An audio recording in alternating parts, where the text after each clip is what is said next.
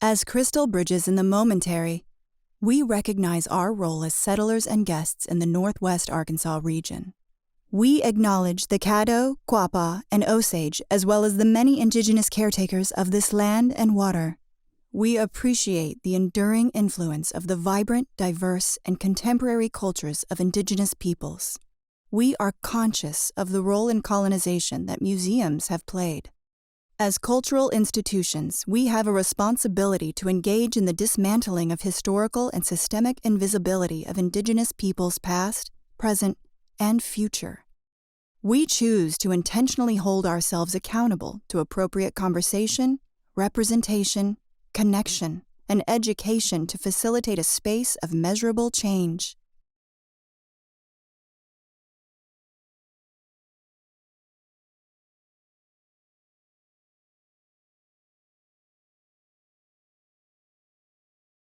Well, good evening, everyone, and welcome to our Spotlight Talk series. My name is Moira Anderson, and I'm a part of our public programs team here at Crystal Bridges. It's such an honor to welcome you all here virtually for this conversation between two artists, Josh Fott and Diedrich Brackens. And whether you're tuning in from Zoom or joining us over Facebook, we're just thrilled to have this opportunity to bring the talk to an audience from all over the country. And of course, this opportunity wouldn't be possible without the generous support of our Spotlight Talk sponsors, the Del Monte Foods and Pure Gold Price Club Incorporated. So thank you for your ongoing support of all of our museum programs. If you want to continue meeting us here over Zoom, I just want to let everybody know that there's going to be more lectures in our Spotlight Talk series over the next coming weeks. And we'll be featuring artists included in the Crafting America exhibition. So you can find all the information about upcoming talks on our website, including any dates and times and the list of speakers. For tonight, just a few housekeeping notes. If you would like to take advantage of our live captioning over Zoom, we are providing this through the CC icon on the bar located at the bottom of your screen. You can click on the button and select the option to turn them on. And we'll also be collecting your questions and comments using the Q&A button. So please send them in at any time during the lecture, and we'll be sure to leave a little bit of time at the end to answer. In tonight's talk, I am thrilled to welcome two artists from the exhibition, Crafting America, Josh Fott and Diedrich Brackens. The talk will begin with each artist sharing three of their works that they have carefully selected, and then we'll transition into a conversation. And as I mentioned, we'll conclude with a moment to answer your questions. So joining us tonight from San Francisco, we have Josh Fott. His practices combine textiles of pop culture, archival materials to address the relationship between language, community, and constructions of identity. His labor-intensive sculptures draw on histories of gender and sexual politics, precariously balancing an urgent sense of anxiety with a nostalgic view of the present. Fott has participated in numerous group and solo shows, as well as site-specific installation work, including an installation at the Neptune Society Columbarium as part of the SF MoMA SECA Art Award exhibition, and a site-specific work from the St. Mark's Cathedral in Seattle, commissioned by Westbridge. Fott has been widely recognized and is the recipient of several awards, including the Seattle Art Museum Betty Bowen Award, a Louis Comfort Tiffany Foundation grant, and a 2016 Eureka Award from the Fleschhacker Foundation. Fott is a professor at the California College of Arts in San Francisco and Oakland, where the artist Diedrich Brackens attended and had the opportunity to study under Fott. So joining us from Los Angeles is Diedrich Brackens, who is best known for his woven tapestries that explore allegory and narrative through the artist's autobiography, broader themes of African American and queer identity, as well as American history. Brackens employs techniques from West African weaving, quilting in the American South, and European tapestry making to create both abstract and figurative works and utilize both commercial dyes and atypical pigments such as wine, tea, and bleach to create his vibrant, intricately woven tapestries that investigate these historical gaps, interlacing the present with his singular, magical, realistic worldview. One of Bracken's recent bodies of works considers the Center for Disease Control's shocking projections of HIV diagnosis rates for Black and Latino gay men. Jack Shainman Gallery is also proud to represent Bracken's in collaboration with the various small fires in Los Angeles, California, and Seoul, Korea. Josh, Diedrich, I'm so thrilled to have both of you in conversation this evening. It's such a pleasure to welcome you both. Thank you, Moira. I want to just start by thanking Crystal Bridges. I want to thank Glenn Adamson and Jen Paget for including my work in the exhibition. And I also want to thank Megan Banta and Moira for making this event happen today. So as Moira mentioned, my creative practice combines textiles, pop cultural detritus, and archival materials to address the relationships between language, histories of cloth, intergenerational queer communities, and constructions of identity. For the past 15 years, my practice has triangulated these spaces between personal and social political histories, the history of textiles. The project as a whole operates from the premise that if political rhetoric is fundamentally a desire to communicate, the ability to speak through textiles allows us to embrace a personal political continuum that's at once open, fragmentary, experiential, and physical. I consider a lot of my textile work to be viable manifestos. So similar to the relationship of language to syntax, the synergy between material and structure in textiles transmits new vernaculars, rich with double meanings, false supports, and anxious potentials. But unlike written manifestos, I'm invested in how textiles complicate our understanding of address and abstraction and alter our means of inquiry and expression. Like, how can we say something urgently through the slowest means possible? And how does the construction of identity occupy a space that can kind of hold multiple antithetical sentiments like desire and ambivalence, making and unmaking, calamity and perseverance? So when we were organizing this talk today, this conversation, Diedrich and I kind of settled on each showing 3 works. And so the first work that I'm going to show is the work from the show at Crystal Bridges. And this piece is called Laugh All You Want, Someday We'll Be in Charge. So this is sequins, cochineal made from ground up bugs, spray paint, nail polish, political pins, disaster blanket, and hemp on linen. And this is about 43 inches by 36 inches. It was made in 2011 as part of a solo exhibition that was exhibited in 2012 called Longtime Companion in New York. So the title of the show was taken from an expression the New York Times once often used to delicately describe the surviving same-sex partner of someone who had died from AIDS. So it was the title of the first feature-length film about AIDS to receive wide distribution in the US. It was directed by Norman Renee, and if you've ever seen it before, it's really hard to watch, not because it's so sad, but because it really just doesn't hold up to the test of time very well. So this whole show is very much about how I could feel my way through this awkward and dated expression, and think about how I could kind of play with these kind of, again, these antithetical feelings that I had towards the subject matter and towards just kind of identity in terms of generation. So this piece was one of the first few abstract works in this. It was one of a few abstract works in the show that was surrounded by larger sculptural pieces that were much louder in terms of voice and imagery. So I was thinking a lot about ideas of infestation versus protection, abstraction versus address, decorative flair versus activism. So whereas some of the works in the show had these like very, I was really proclaiming things. There were newsletters, things were very legible. This work was very abstract. And I wanted to think about like the use of cochineal as this bug that could be used as a dye substance, but also could kind of infect the textile in some way. But I also wanted to think about spray paint as like a very quick kind of like expressive, exaggerated gesture, or like a political pin being something that, could actually have a lot of personal significance or meaning, but also could be like flair that you would find at TGI Fridays. The second image that I'm showing is a piece called Rules to Party Play number 7. And I'm showing this piece because the second piece that we wanted to show, that we're showing, is something that represents something that's uncomfortable for us. We were originally going to say the most embarrassing piece we've ever made, of which I have many, many, many. But I felt like you know, we didn't want to go into school because like all schoolwork is just like really embarrassing. So we decided to land on something that a work that we loved, but made us uncomfortable still. So this is hand bleached, crocheted, woven hem, wool, spray paint, laminated sign left on a studio door, and scrapbooking letters on linen. So this piece was part of a show that I did in Seattle called Procedures to Reduce Contamination and Stimulate Better Living. And this piece started after running across a list of rules and regulations from a defunct bathhouse in Portland. So the interesting thing about the list that I found was that it didn't have anything to do with sex, but instead read more like a manual that you could read at a workplace.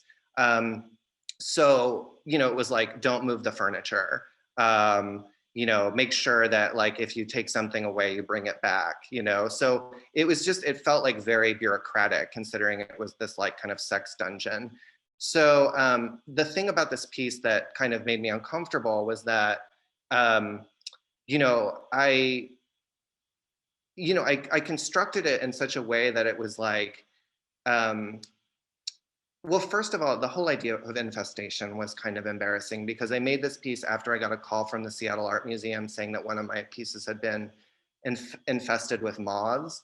And so it was kind of like the curator called me to tell me that I had given her an STD or something like that. So I felt like very much like I needed to respond to this idea of, again, like infestation. So I just bleached out everything, like everything just kind of sat in bleach. You know, and then like it started to kind of bleed out the dye.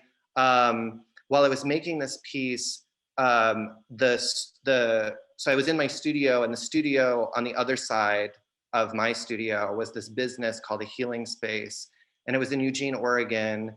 And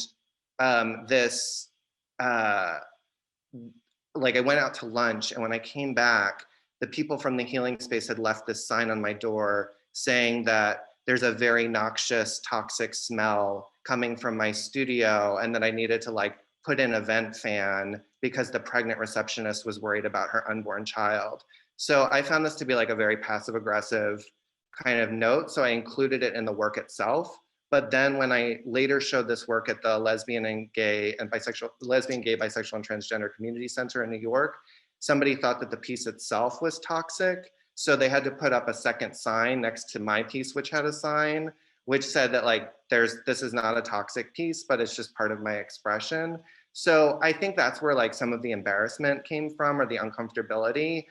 And also just over the years, this piece is like, it was barely attached to the canvas. So it kind of just like sags and like droops and gets droopier, and like, I feel like it's gonna crumble when I touch it. So like, cause it has all this bleach on it. So I feel like from an archival standpoint, it's a total embarrassment, but it's also something that I truly love because it represents a kind of risk-taking that, that I wanna always have into my practice. So the last piece is called Organized Living. And a year ago, while I was scavenging through the dredges of the internet, I discovered a website which specializes in, among many things, the sales of bootleg home videos. And buried within the site, I landed on an anonymous vendor who was duplicating and distributing a series of 46 DVDs that was ripped from the longest running American soap opera, Days of Our Lives. So spanning 4 years of this daytime television show, which airs 5 days a week, the seller obsessively edited the video into a single supercut, tracing the narrative arc of two of the main gay characters, Will Horton and Sonny Kyriakis, the series' first gay super couple. So I found that to be like a really moving narrative, and I started making, oh, can we switch to the next piece? Great. So we started, so I made this piece in response to collecting that archive, and this is the beginning of a series of pieces that I'm making, which will all house the content of this supercut that spans like 46 DVDs. So I've re-edited those DVDs into like one DVD for every day of the week. And this is the first iteration. So I intend to kind of work on this series for a long period of time. And so that was kind of like a fulcrum point for me, and something that kind of represents where I'm going now. Diedrich?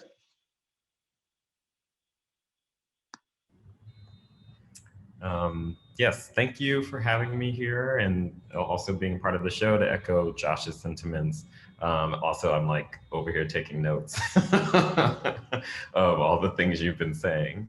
But this piece is titled A Year of Negotiations. It's from 2019, and it is in the exhibition as well, that's up at Crystal Bridges right now. And I think for me, it is answering a lot of questions that I have, and in conversation with a lot of things that I kind of think about. And it is a companion to another piece that I'm going to talk about in a few minutes, but I had a warp sitting on my loom that I just loved. There was something about this color combination that I was really excited about, and I sacrificed weaving for a year because I knew I needed to make something with it, but I didn't know what. And I'd been for a while making work with these biblical animals to sort of think about how we imbue animals with these sort of moral characteristics that we ourselves have. And so the snake had been kind of coming up a lot, and was having these kind of strange interactions with the art world at the time, and really trying to sort of work out what I was feeling there. And I feel like that's all I really want to say about this.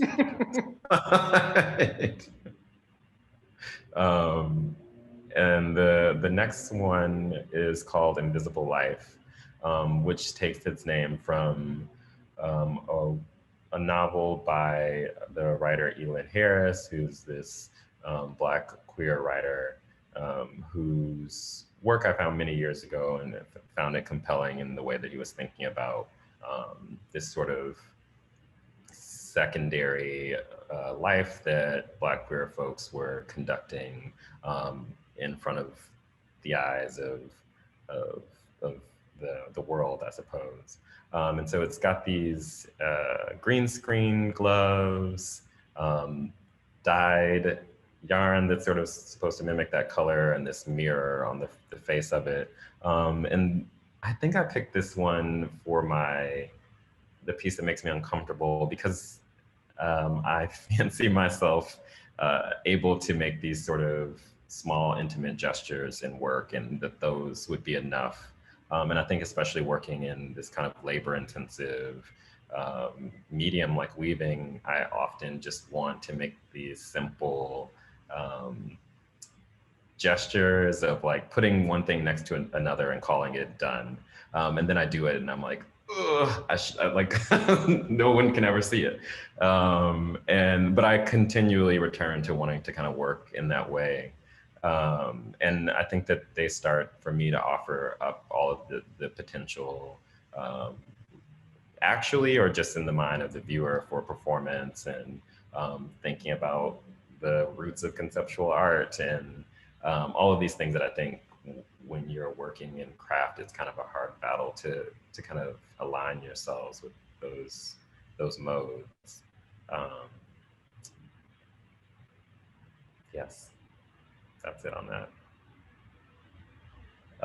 And so this is called The Bravest Sons, and it's the companion to the first piece. It is 3 words from a poem by Essex Hemphill, who is a Black queer poet who passed away in the 90s from complications of AIDS and HIV, whose work and words I've been in love with since the day I found them. I think he's really been kind of a guidepost for life and work, and I have so often tried with the images to kind of complicate and complement a lot of the things that he's written in his work.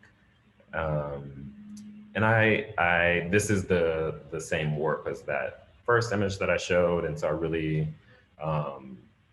wanted them to sort of act as counterpoints or bookends to each other, and thinking about relationships, intimacy, love, and or the lack thereof. Yeah, that's it. That's all I have to say. That's so exciting. Okay, so actually, I think this is like perfect, because then we'll have about 20 minutes or so to just have conversation between the two of us. I wanted to actually touch on, I mean, I have a whole list of questions to ask you, but I actually was really curious about just what you said a second ago, that this piece was woven on the same warp as the first piece that you included in the exhibition. And I was wondering if you think about like the continuity. I know we're talking to like a broad audience, so we may get into like some serious Weaver speak that's just going to be like really nerdy. But I'm curious about, like, do you think about when you put on a warp on the loom, do you think about that containing like a certain amount of information, like it has to kind of stretch like or embody like an entire set of works, or do you think about like each piece individually or each warp individually, and these two pieces just happen to share the same warp? Right. Yeah. So I think I tend to do the second thing, where each work is its own thing. And while I was weaving this one, I tend to weave 1 or 2 strips and then I cut it off and look at it, even if there's more to be done. And I finished these 2 strips and I just was like, I don't need to do anything else. Like, it's done. And so I left that on the loom, but I felt a lot of guilt about just throwing away a third of a warp. And so I then sort of built this problem where I was like, okay, I know I have about this much left. What can I make at that scale? And for a year, I just stared at it. And yeah, so I feel like that was a rare occasion where I sort of like created this problem as opposed to sort of going in with a plan. That's great. Okay, I'm gonna ask one more question, and then if you have questions, you can ask me too. So my first question was really about, I know that I recently heard a lecture that you gave at CCA, and you talked about when you first learned how to weave, and you were in Texas as an undergrad, and you talked about this idea that there was a kind of emphasis on learning how to weave in a really kind of like, not so much rigid, but like there was a kind of proper way.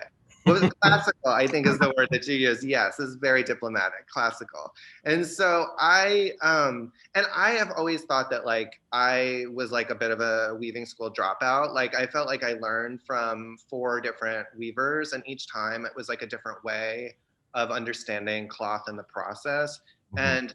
And like it wasn't really until like more recently when I felt like I kind of was actually comfortable being like, yeah, I'm a confident weaver. But I think like we both have this very kind of love of textiles, but there's also a kind of looseness to our textiles, and like a kind of like reverence, but also a kind of irreverence to certain parts of the like classical understanding of textiles. So I don't know, that really struck me and resonated with me because I feel really similar. And I was wondering if you could just talk a little bit about maybe textiles relative to like how it's taught or how you learned it. Absolutely. Yeah. I mean, I think that I fell in love with just like the process, the look of things, the texture, the color, all of those things before I really grasped all the technical stuff. And I think the only thing I had from the beginning was like, I had straight selvages. And so I was like always complimented on this. But then there were all these other like minutia about tucking tails and complex cloth and like building structures and patterns on your own that like I knew enough to like be competent, but I was never that interested in doing those things. And like I think I was always like trying to experiment and tinker, and to the detriment of like finishing. And so like there would be these moments where I'm like, okay, it's off the loom, and like all of my classmates would be like, well, there are these considerations about the edges and the back and the blah, blah, blah, blah, blahs, that I think I was always striving to play catch up on that stuff because I was so like in love with like trying to crack open the process to find these new ways to like be inventive and stay engaged with the loom and the cloth, that like the perfect hem and all of these things were not like getting that. And I think it's so labor intensive that by the time I got to the point where you would address those things, I was like, it's fine. Yeah. I mean, also, I just think like for me, at least from my perspective, like I've always loved weaving, but I also feel like I I kind of came, I mean, I learned, as I said, learned weaving several times in my life, but I didn't actually use weaving in my work until I had already kind of like had a general understanding of like art and art making. And so I think like for me, I was like, well, this is this tool that I want to use. Like, what difference does it make how I use it, you know? And so, you know, and it wasn't so much to kind of demean the work that came before me, but rather to like say like this is an expressive tool just as, you know, a paintbrush is, you know. And so Yeah. to be able to kind of use it however I wanted to. But I think like as we've both discovered, I think there's different communities out in the world and different ways that those communities evaluate work. Yeah. And what is considered like good work or what is considered you know, not good. I mean, I think that really is this like very movable target. So yeah. Absolutely. Okay, I have a couple rapid fire like silly questions, so, like relevant to your practice, I think, Okay. and then maybe like one serious one. Okay. You're gonna like stump me. It's gonna be like this, and then it'll be like a really serious thing. Okay, one of them is it's like seriously like, what is your favorite snack? Oh, I was gonna ask you that same thing. Shoot. Okay. So well, I go through like different kicks, you know, like so I grew up on junk food. So you know, like so my mom still like has like a cabinet that is full of like junk food that is like in the same credenza as where like my dad's like weed supply is. So it's like this like weird piece of furniture that contains like all vices. So I grew up on like, she loved devil dogs, like Drake's cakes, like Hostess things. I don't eat that as much anymore because I'm watching my cholesterol. But you know, like I really love, like I love a sesame snack. I love all gummy things, like you Yes. know, like Sour Patch Kids, licorice, like red licorice. Like I like all of that. I always need to have a sweet and a savory, like side by side. So I can't just have one. So it's like if I, you know, like so I'll have like some potato chips, and then I'll have like some like, you know, something sweet, some, you know, candy. I just started baking recently, so I've been really into that. Um, Took a bunch of baking classes. Yeah, I like a crunchy thing, and yeah, I don't know. What about you? I would say it's similar. Like the salty thing is popcorn. Like I'm obsessed with popcorn. There was a phase where I would like I couldn't sleep until I like ate popcorn. That was terrible. Because it's like butter and salt, not just like plain. And then I'm the chewy things. Like I like a Twizzler, a Red Mountain licorice, gummy bears, like any kind of sweet, chewy candy. Are you Red Vine or Twizzlers? Because I feel like you have to be one or the other. I am Twizzlers. I will take both, but I would prefer Twizzlers. I grew up on Twizzlers, but since moving to the West Coast, I've been converted to Red Vines. But like the Australian licorice. Oh, I love that too. Yeah. No, you don't like that? Oh, I do love that. Yeah. No, it's great. It's great. Yeah. Okay, that's my snack question. Okay, it's longer than you thought it was gonna be. That was like a substantial answer. Okay, so my other one is, actually, I'm gonna skip that one and come back to it.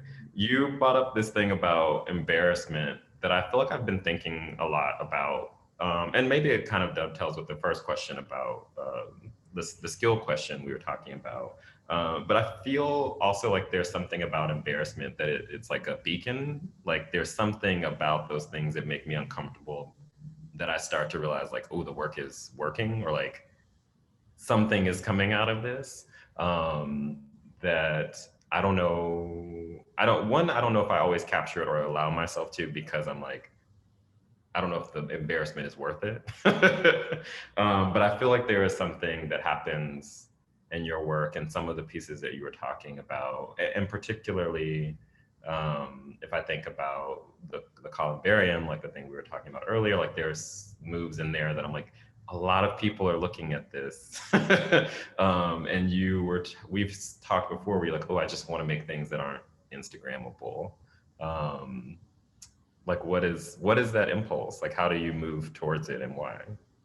Yeah, I think as an artist, we're often very contrarian, you know? So it's like somebody tells you one thing and then like you're like, oh no, I'm gonna do exactly the opposite of what you say. But I think that you know, like I used to use embarrassment as a measure for how good the work was. So it's like I wouldn't, you know, I was like, this work is ready to leave my studio when I am embarrassed by it. And uh I feel like now, you know, the Instagram thing is partially about that metric of like showing something that just looks like a mess, you know. Although I have to say, I mean, I'm human and I also live off of my, you know, like I live off of sales from my artwork as well. And so it's like there is a kind of impulse that I have of like, oh, should I be engaging with Instagram or image circulation like more directly or more frequently? But I think that, I guess the thing that frustrates me about Instagram is that it really privileges flat work and it privileges like the image more than the kind of experience or the engagement with the object itself. And so you know, like part of the reason I love art in the first place is that it's an encounter, you know, and that I know that like when saw your work or some of your newer work for the first time at Frieze in London, you know, like the work was so it had such a presence that it didn't have on the internet because like it was the scale of your own body, you know? And I think like that was something that doesn't come across as well in imagery. And like even the chunkiness of the yarn, you know, was like something that like you could really tell when you engage with the image. And I think since so much of my work is about like object and epistemology, like, you know, in a sense of like what we know by the objects around us or what we feel based on what we touch or what we encounter, it seems really strange to have this kind of satellite experience with an image or with an object through Instagram. And, you know, like, and just anything that becomes on Instagram becomes such a like brand, you know? So I think like that's the thing. Like I always want to feel like I can step on my own toes and kind of get out from under myself if I like, you know, want to. So and you know, and I just think like art should be challenging and it should be something that is scary and makes you uncomfortable. And I think a lot of the work that I loved, you know, growing up, like even like people like John Waters or like people that were really pushing the boundaries of taste, you know, like that was so inspiring to me. And I want to keep that spirit going when I can and like do something that's like, what the hell was that? You know, like I think that's really important. I love that. Okay, it is a silly question, but it's like pertinent. What, okay, Dream Studio visit, both like visitor to you or you visiting someone else? Okay, can it be somebody like living or dead? Yeah. Okay. So I think because I was gonna ask you the same thing, so I'm gonna turn this around and ask you the same question. But Dream Studio visit would be Ed Rossback and John McQueen, I think would be like at the top, just because they are like two figures specifically in American studio craft that have like always inspired my work. And I think like probably, I mean, this is always the case with people that you idolize, or at least it's been my experience, is like I completely embarrass myself and then end up saying something that makes me look like a complete stalker. So you know, I think it's always the thing like I'm not sure they would like my work, but I think that I would be really interested in like learning from them because I think that I've always carried through a lot of what I see. I mean, I think a lot of the way that I make work is like I'm copying their work, but just like making it my own. And I feel like in that translation, they'd probably be horrified, but whatever, it's what it is. But also I think like somebody like Zenobia Bailey, who Yeah. I have never met, but she was the very first artist that worked in crochet that I knew about, who was introduced to me. And I think I have always been indebted to her work so much. So, and she's somebody that I feel like keeps a pretty low profile, and I would love to engage with her in some way. What about you? That's great. I feel like I would pick Belkis Ion. Mm. I think I like the same thing, indebted to this person. I think I would pick Essex Hemphill, of course. Like, and I think there's so many ghosts that I could pick who I feel like, especially these folks who died in their prime, kind of, who I feel like I'm sort of in a conversation with, always in my head. So it would be this beautiful thing to sort of like have a seance and get them in here. Whose space would I want to go to?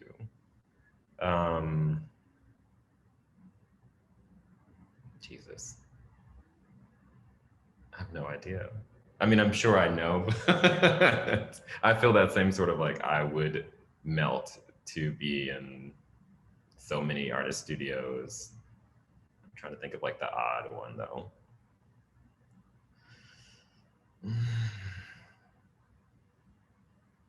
I don't know. Those are good ones. Those are good ones. Okay, so I want to, okay, a couple of quick ones. This is controversial. Monica or Brandy? Brandy. Okay. I Did you say I knew it? I mean, I love them both. Like, I love them both, but I feel like Monica, I feel like Monica always felt like the underdog to me, you know? And so I really I appreciate it. I appreciate her quite a bit. You know, West Coast Black people are strange. Like, they're different than Black people from any other part of the country. And I like it. Like, I don't understand it, but Brandy gets to my heart because she's like, I'm gonna read you a poem. I'm gonna do this other weird thing. Her brother is Ray J, who's also strange. Like, she's so unhinged. Like, you never know what you're gonna get, but she's never like a monster. Like, she's like sweet. No, I mean, I can see that. I mean, I adore them both, but I think, yeah. What would be your runway entrance song?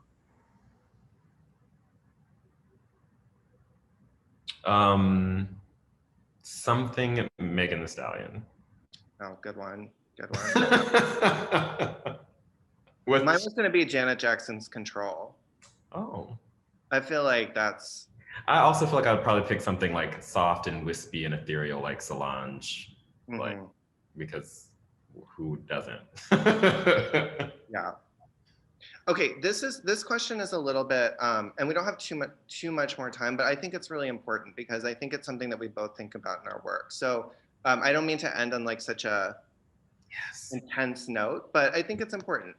So I was thinking about this conversation in graduate school where you mentioned that you were receiving feedback that the work was not queer enough or not Black enough. And I was really interested in that conversation because I think the line between legibility and exposure can be really complicated. So I wanted to ask you, like, what does it mean to produce work about identity today? And I'm thinking about even how that relates to the artists and poets that you point to in your work, like Essex Hemphill, because I too feel like this affinity toward a lot of artists and cultural icons that were from the 80s and the 90s, but maybe like and in relationship to identity specifically, and queer identity. But I wasn't sure how you kind of navigate that space, because I think it's evolved. Yeah, I don't know. I mean, I have thoughts that I'm gonna share. I won't leave it in, I don't know. But I feel like it's the question I've been asking myself a lot here recently. And I feel like you said something earlier about like wanting to leave space for yourself to get out from under yourself, or like the sort of story that you tell. And I think a few years ago, I felt like it was very important to sort of like say these things that were about my experience. And like, I think the trap that I set for myself was that it was like all me. Like, it was this is coming from Diedrich's life and experiences. And I think so much of it, like some of that is true and other parts of that was like, not exactly, like, or even if so, like I don't want my biography and my art to have to talk the same talk. Right. And so I think I'm in that place now where it's like, I still want my work to be inflected by my identity, but I also want it to be able to be read formally or discussed alongside folks who don't share those identities, but like we have some kind of shared politic or any number of things. And so I think that there's something great about being able to embody the sort of queerness and Blackness, and like that those things get to be on this kind of main stage. But I think that there's this other part of me that is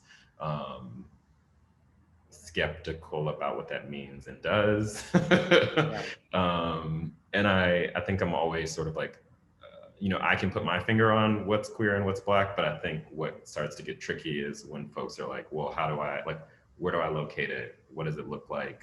And I feel like textiles, weaving in particular, is such a powerful metaphor to use to talk about those things, because it's sort of inextricable. Like you can't tug on one thread without pulling everything up. And I like that even in my sort of insistence that this is what it's about, that it is still slippery, and that there are people who are like, I can't locate what you're telling me is there. And I'm like, okay. And I think that's more of a case for, well, then is the work any good? Like, are you engaging with it on any level or set of terms? And if so, like, then we have some kind of scaffolding to talk about it. Yeah. Yeah. I know for myself, like, I don't ever want the work to feel like it speaks for like queer experience, you know, like that it's like really so idiosyncratic and so subjective. And like, I want to feel like I can engage in fabrication and imagination and like complete fantasy Yes. at the same time that I may be like engaging in confessional activities at the same time. Yeah. Yes. Yes.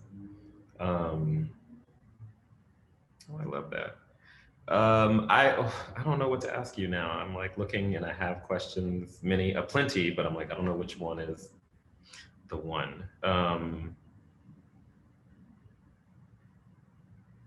Okay, I have a half-formed question about ghosts.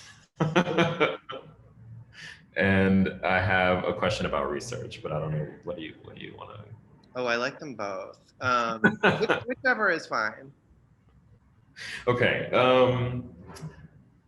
The short question about research is like, I know like that you are like the true academic, like you really are like invested in a lot of research and reading, and all of that sort of goes into the work. And I guess my question is around this idea of like legibility, right? Because like there's all this stuff that you're looking at and putting into the work, and I wonder like how you navigate what is there for people's consumption, and then like what is just like this kind of funnel back into your brain where it's like, this piece was informed by this bulk of research and materiality that like somehow does not make it in. Yeah, I mean, and I'll be honest, like I have a really uncomfortable relationship to even my own role as an academic, even though I've been teaching for like 15 years. Like I still like, I'm not really like that kind of a teacher, but like, I think, I mean, you know, I think that I want like, and I remember when I was in graduate school, I would like make these rude comments to like my advisors and my mentors where I was like, I don't want my work to be that academic, you know? And they were like, well, what do you mean by that exactly? You know, but I think that I want the work to, again, like engage. I think like when people engage my work, there's all these different levels that they engage with it on, and like different different references that they might get, or, you know, like people that know me on a more personal level might understand something from the work that somebody who knows something about craft might, you know, may or may not get, and vice versa.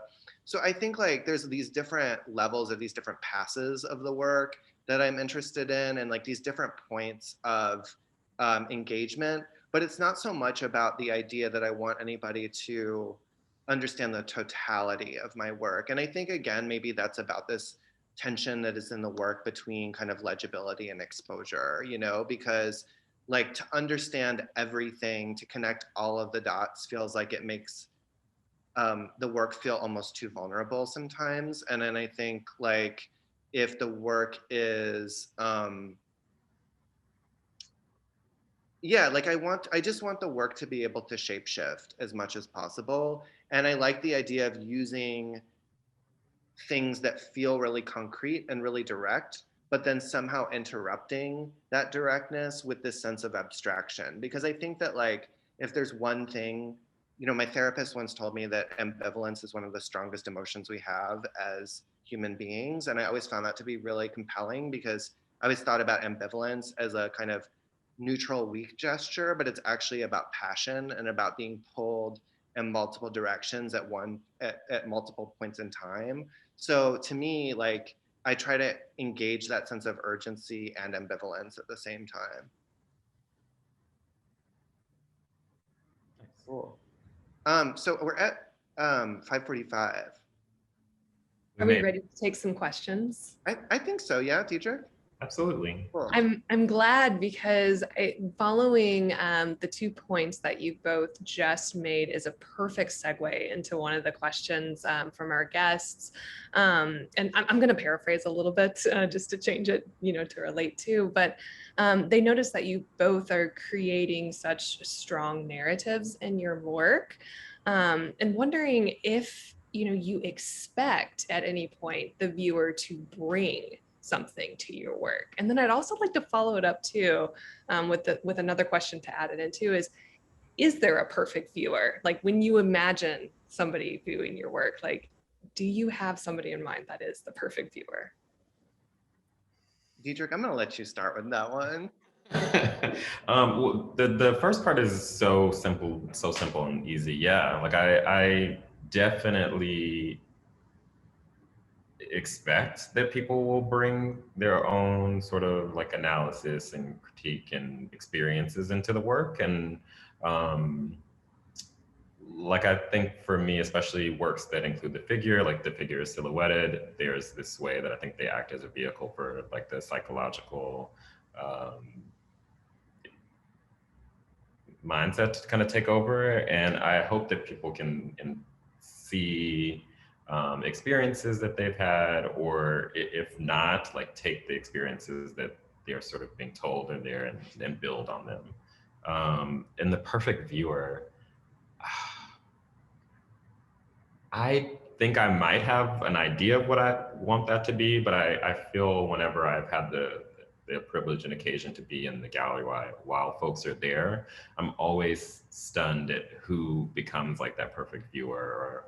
And sometimes it's something that is said directly to me, or I see someone there with like their family or like the fashion, and I'm like, this is the person that I want to be experiencing my work. Yeah. I'm not sure if there's a perfect viewer for me, but I think that I have had these incredible conversations about people bringing something into the work. And a really great example of that is that there was a piece that I made, which included like this kind of, there was this pictorial abstraction on one side of the work. It was kind of shadowy. And then the other half of the work was this phone list that I had acquired from an LGBT archive, and it was from a queer punk LGBT archive from the 80s and the 90s.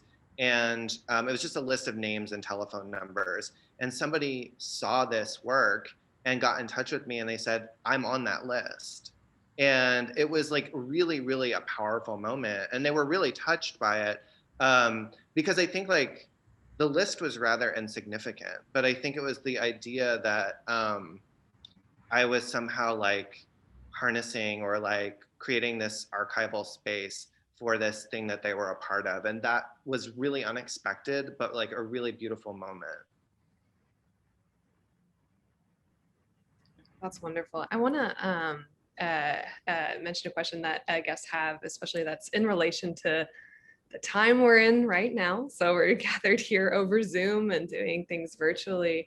You know, with your work, working in, multiple layers, and there's textures and there's depth. A lot of these engagements right now are happening over Zoom. And so we're connecting with art very much in a virtual space. They'd love to know a little bit more about how the experience of your work changes based on the in-person experience, and then what translates in a virtual space. That's a good question. I'm not sure what is translating in a virtual space, and Can you solve that for us?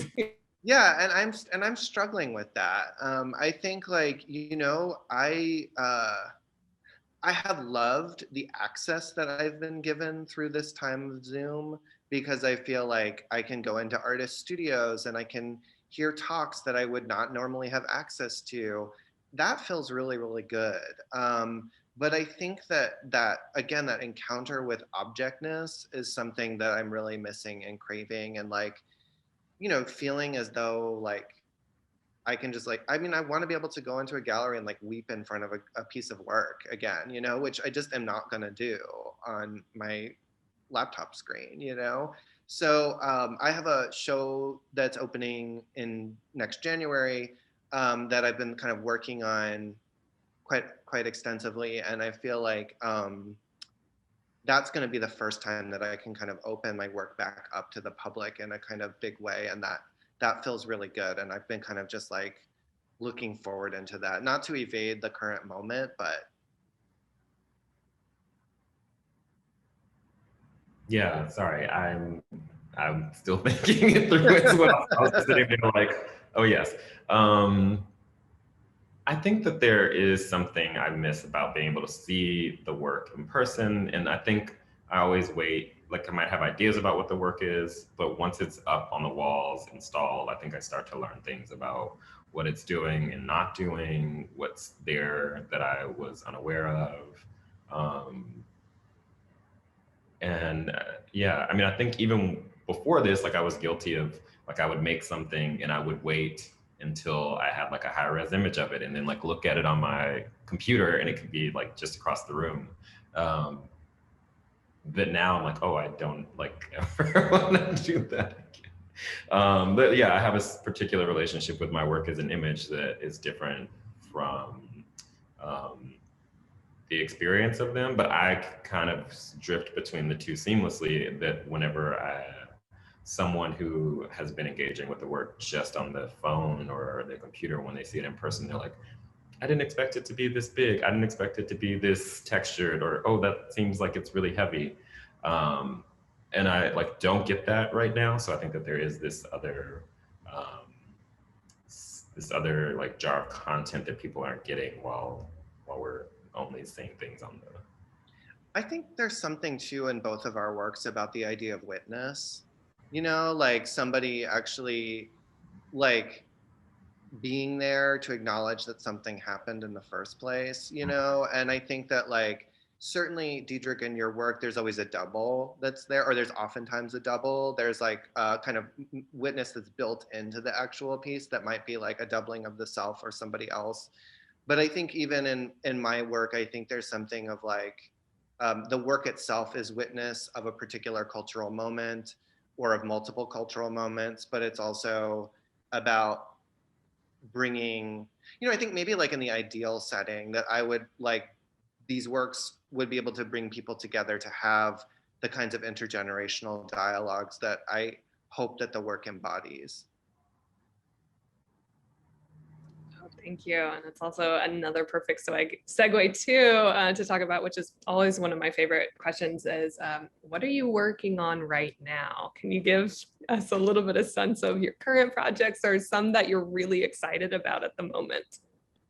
Diedrich, you want to start? No, but I will. I am currently starting to work on making some Leaving Source show that I have in June at Jack Shaman in New York. And I mean, I've been on kind of a 2-month hiatus from the studio. So there's everything in me right now that's like, ooh. But that's what I'm up to. Yeah, I'm working. I've been like, so I was fortunate enough. I had a sabbatical from my teaching job in the fall, and so I was really just like holed up in the studio every day, like trying to make this work. And I've been working towards an exhibition at the Wattis Institute in San Francisco, which is going to open. It's a solo exhibition. It'll open in January of next year, and I'm really looking forward to that because there's like some really big, like physically big work that I've been working on. Like there's a piece that's about 25 feet wide that I've been working on that's going to be like kind of the centerpiece of the show. And it's also going to be this way that I can start to bring in these works that incorporate media in different ways, like different videos and whatnot. And like I want the work to be expansive. And so I feel like this, and the work will have this like public programs attached to it. So I'm really looking forward to, just showing that work and, maybe making some growth. I love that.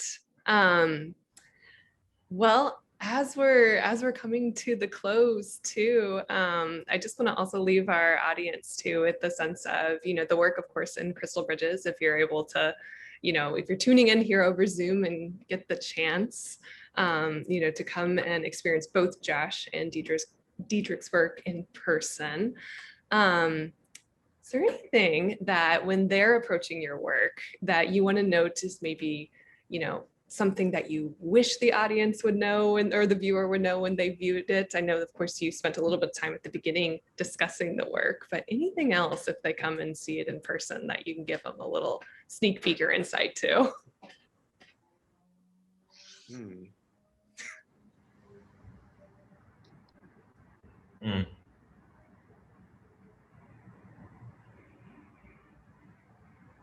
Well, I had something really like flip that I was gonna say, which is like, but I think one thing that probably both Diedrich and I both get that I wouldn't actually expect any audience members here to actually ask us is how long did that take you? And Yeah. so, so that's always the thing that weavers or like textile people get asked, and I just usually make something up. So I was like, sometimes I'm like a week, a few days. It's like,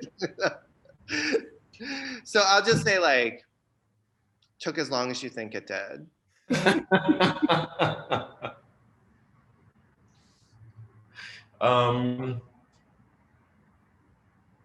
What do I want to leave folks with about that work? So I would say that of those two works that I said came from the same piece, like one is my favorite, and and the other is like a reaction to the loss of the other. So there was this like sort of purging that was happening in my like mind. So I think that psychically, like one of them I really love, and the other one I'm like, it reminds me how much I love the other one.